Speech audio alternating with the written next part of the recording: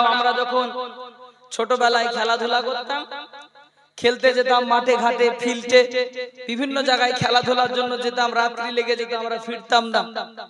তখন আমাদের মা আব্বা আমাদেরকে সেই ওইখান থেকে খেলার জায়গা থেকে একটা লাঠি নিয়ে বা বকা ঝকা দিয়ে ফিরিয়ে এনে আবার আমাদেরকে বাড়িতে পড়তে বসাতো, বিভিন্ন ভালো কাজের সঙ্গে আমাদেরকে যুক্ত করতেন। এটা মায়েদের এক একটা কর্মসূচি।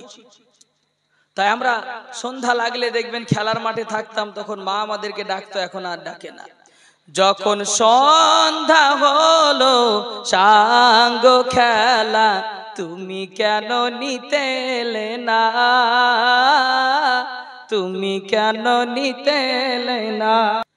যখন সন্ধ্যা হলো সাঙ্গ খেলা তুমি কেন নিতে এলে না,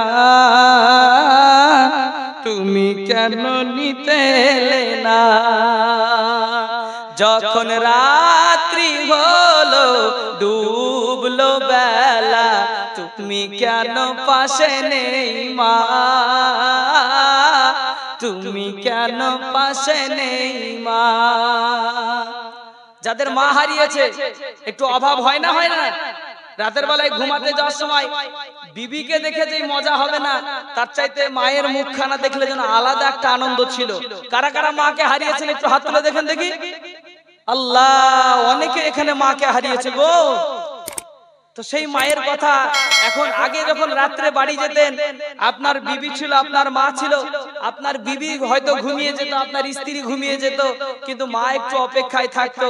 বৌমা হয়তো উঠতে পারবে না ঘুম থেকে, এই জন্য মা অপেক্ষায় থাকতো ছেলেকে খাবারের ম্যানেজমেন্টটা করতে হবে এই নিয়ে।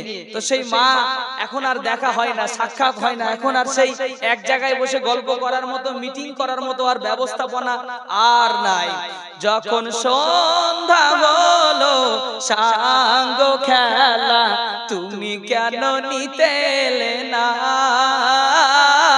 তুমি কেন নিতে এলে না।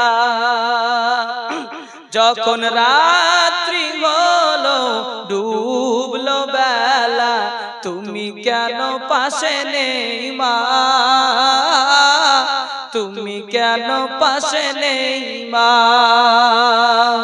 সকাল হলে সবার আগে ডাকো তুমি যাও নামাজে, সকাল হলে সবার আগে ডাকো তুমি যাও নামাজে। এখন কেন সে মধুর ডাক শুনি না, যখন সন্ধ্যা হলো সাঙ্গ খেলা তুমি কেন নিতে এলে না, তুমি কেন নিতে এলে না। যখন রাত্রি হলো ডুবলো বেলা তুমি কেন পাশে নেই মা, তুমি কেন পাশে নেই মা।